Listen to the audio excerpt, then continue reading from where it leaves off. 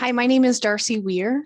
The title of my presentation is Invest in Our Youth, Invest in Kansas Communities, Examining Alternatives to Juvenile Incarceration.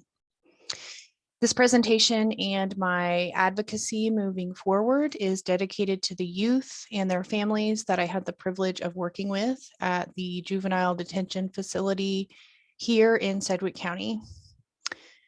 I also want to take a moment to recognize a local youth-led juvenile justice reform group here in Wichita called Progeny. Their stories and reform efforts inspire me tremendously. The grand challenge in social work that I'll be addressing is to promote smart decarceration. This involves reducing the incarcerated population in jails and prisons, redressing existing social disparities among the incarcerated, and maximizing public safety and well-being. The pie chart in the center of my poster is really representing every day in the US, about 48,000 youth are held in facilities away from home as a result of juvenile justice involvement. This presentation in particular will focus on youth in Kansas specifically. A little bit of background information and some of the injustices currently involved with current practice. There's an alarming amount of fluidity between the juvenile justice and child welfare system. This also involves a disproportionate number of children of color.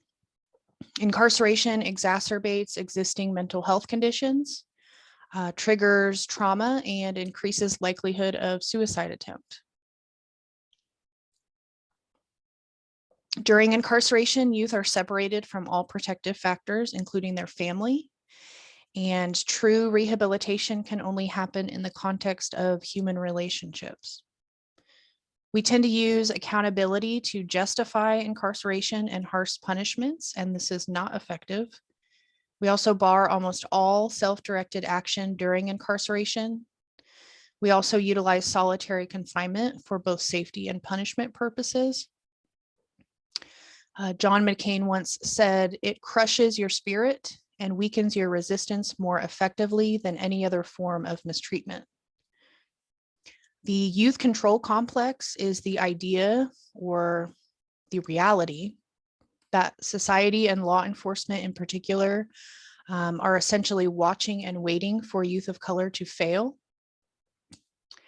In Kansas in 2018, Black youth were 3 times more likely to be arrested, 5 times more likely to be detained, and about 7 times more likely to be placed in secure confinement as compared with white youth. Kansas spends 7 out of every 10 of its juvenile service dollars incarcerating young people, and more than 40% of youth released from prisons are reincarcerated within about 3 years.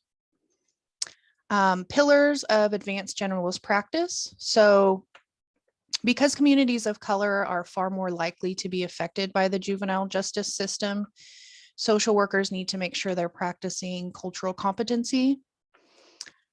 This involves a lot of listening, humility, and vulnerability, especially for white social workers. While numbers have improved dramatically in recent years, incarceration of vulnerable youth remains a social justice issue that must be addressed through a multidisciplinary approach. Core competencies that are essential when working towards reform include advancing human rights, engaging in policy practice, and engaging with families and communities as a whole, in addition to individual youth.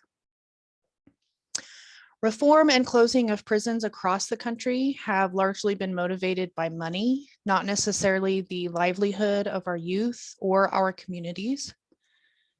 We are essentially exporting Black and brown children to finance the state economy. Reform efforts tend to be inconsistent and confusing, and alternatives to incarceration programs aren't necessarily anything new. Juvenile justice reform in Kansas swings according to political cycles, and Kansas has historically returned to a tough on crime rhetoric. In Kansas, we've made some progress. Senate Bill 367 was passed a few years ago, which drastically changed juvenile justice in the state. The overall result being a mass reduction in detainment and incarceration. The cost savings is to be reinvested in community prevention projects and community-based alternatives to incarceration. In 2016, KDOC spent over 9 times as much on incarceration as it did on prevention. And some examples of current prevention-based programs include Cross Systems Program here in Sedgwick County. This is a collaborative between KDOC, DCF, and the Judiciary Branch. It's aimed at early prevention for high-risk children in need of care. Wichita Police Department recently launched their Juvenile Intervention Unit. This is aimed at addressing youth involved in gangs and illegal behavior. The intention is to reduce recidivism, but we are faced with potential issues of racism and distrust of police. Law enforcement may not be the best population to get through to these kids. The Juvenile Intake and Assessment Center launched what's called a POWER program in April. This program is aimed at prevention efforts as well, identifying strengths by bringing together family and community with the goal of reducing recidivism. This program is only available to first-time nonviolent offenders. The Parent Project has been utilized in both Sedgwick County and several other counties across the state for many years. It's an parenting education program that is either court-ordered or self-referred. Diversion and expungement opportunities in Kansas are often underutilized because they are expensive and often difficult to obtain. Some things that other states are doing and some national models. So the New York model is kind of what some think kickstarted the reform in juvenile justice, because they initiated trauma-informed organizational change and began incorporating dialectical behavioral therapy as well. And then for nearly 40 years, Missouri has utilized a treatment-based model. So instead of prisons, they have small home-like facilities. The kids don't wear uniforms. The staff doesn't wear uniforms. There's a lot of community involvement and opportunity for self-governance. Family engagement is primary. It is safe, humane, and takes into consideration the dignity and fairness that young people need and deserve. So sounds like self-determination. Models that have been studied most closely and show most positive results involve multi-systemic therapy, functional family therapy, and multidimensional treatment foster care. This just goes to show that young people need a web of relationships to thrive. We need to make sure that when we implement reforms and alternatives, that they are not oppressive, dominating, racist, or paternalistic in nature. This is a great challenge, as the juvenile justice system was founded on saving the immigrant child, and practices are still inherently racist. Some community-based efforts that stray from the traditional white evidence-based approach deserve funding as well. These include things like boxing and sports clubs. Through reform and community-based alternatives, we can utilize social work values.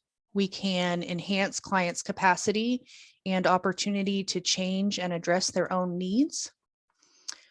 Pursue social change on behalf of vulnerable and oppressed groups, and practice with the knowledge that human relationships are an important vehicle for change. Incarcerating young people separates them from their most valuable protective factor, their family, and lack of human touch is also detrimental to these kids.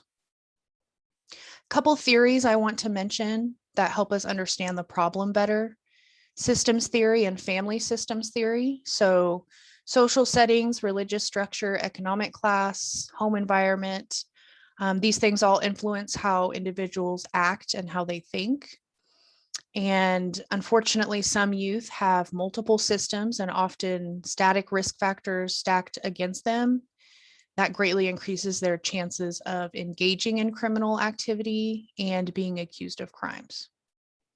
Rational choice theory helps us understand that even when a choice seems irrational, there are reasons behind it. This is why it is imperative to be culturally competent, to seek understanding with a client and their values, their trauma history, not just within individuals, but groups and communities. So in conclusion, incarcerating youthful offenders without rehabilitation is the same as giving up on them. We label kids as good or bad or as criminals, and in doing so, we also label them as worthy or unworthy. Studies consistently show us that youth are especially capable of rehabilitation, yet we continue to cast youth out and incarcerate them. The reforms and alternatives we have begun to implement are not enough. And the real problem stems around poverty, especially chronic and generational poverty, and also racism. Black and brown neighborhoods are over-policed, and young Black males are still viewed as dangerous. We often discuss and hopefully practice empathy in our profession. I want to leave with an excerpt from Isabel Wilkerson's book titled Caste: The Origins of Our Discontents. Read it. I challenge you to practice radical empathy. Radical empathy means putting in the work to educate oneself and to listen with a humble heart to understand another's experience from their perspective, not as we imagine we would feel. Thank you.